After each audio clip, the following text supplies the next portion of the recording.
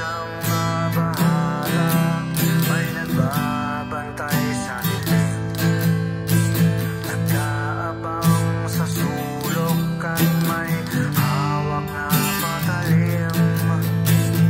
Di ka hahayaan na muli pang masaktan. Huwag ka nang matakot sa dilim.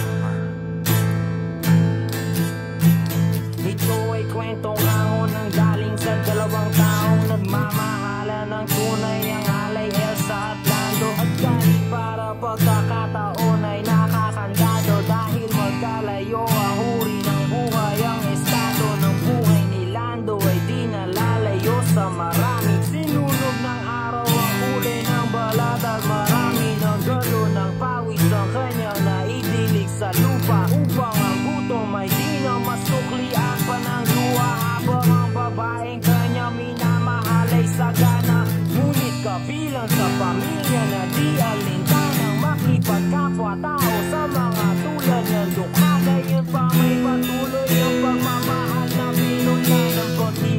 Lang mabahala, may nagbabantay sa dilim, nag-aabang sa sulok at may hawak na patalim. Di ka hahayaan na muli pang masaktan. Huwag ka nang matakot sa dilim.